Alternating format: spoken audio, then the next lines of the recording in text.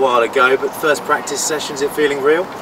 Yeah, absolutely. A little bit busier, but excited for the opportunity. It's obviously a great honour getting the chance to captain your country, and one I'm really looking forward to. How does it feel practicing? Do you feel a bit more pressure on you at all? Just being with the guys, but not just one of the guys anymore? Not really, to be honest. I think there's a few more things going on in your head, and you're thinking about a few things and maybe talking to a few more people, but in and around practice, trying to be very much the same. I think it's really important I take really good care of my own game, and I want to try and be a captain who leads from the front in that sense, so it's really vital that I make sure my own practice and preparation is really good, and we've been a really settled side for quite a while now, so it feels quite seamless, to be honest, at the minute. Yeah, I was going to say, it's different, isn't it, when you take over a successful side, to put your stamp on it necessarily, because how much do you want to change?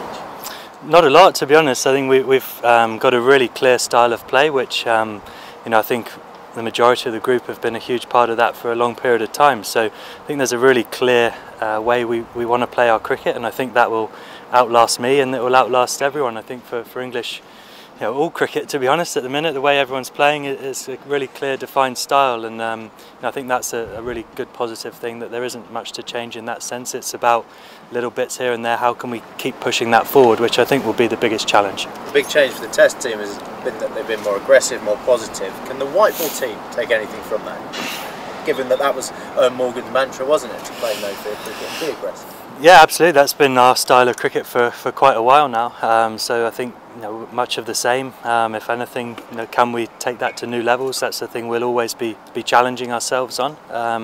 A big part of the team was not to set boundaries and not to have limitations, and we're always chasing that, whether it would be with the bat, with the ball, or in the field. Are there areas we can keep pushing the limits? What is the next level then for this white ball team? There's a World Cup in October. Yeah, there's some really exciting things to look forward to, isn't there? The T20 World Cup is not far away, so we're looking to try and build towards that.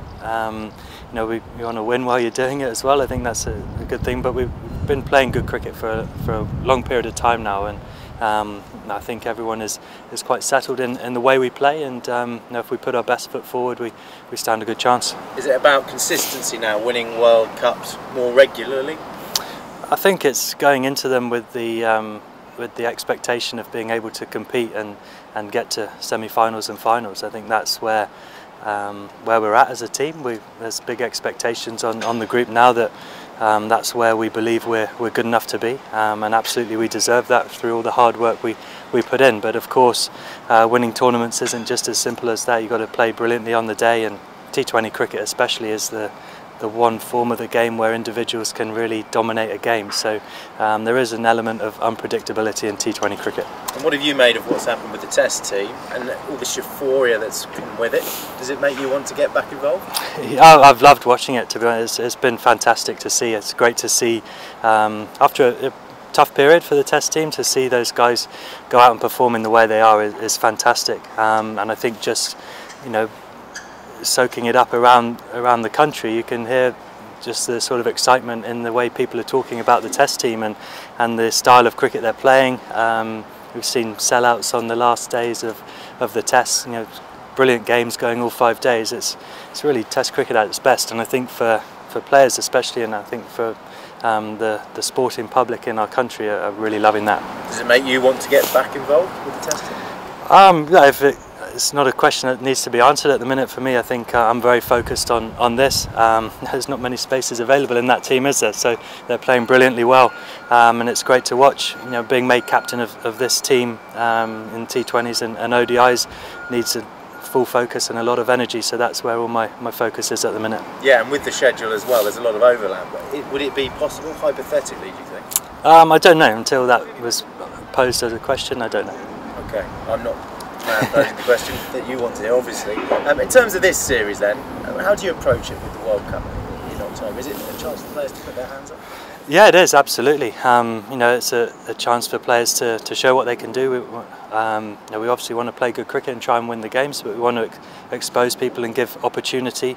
You know, naturally there's a number of injuries, and especially the fast bowling ranks in English cricket at the minute, which is going to present opportunities for guys to put their hand up there. And it's, you know, it's a great problem to have, I think, for us. Is a lot of strength and depth. Which makes sort of selecting teams very tough. It makes selecting squads tough, and that's through a position of strength, which is great. And with 12 games in 25 days, will you look to rotate? Yeah, I think naturally we'll have to. I think especially for fast bowlers, with the way the schedule is and travel in between games and some back-to-back games, I think we'll have to be smart in the way we manage that.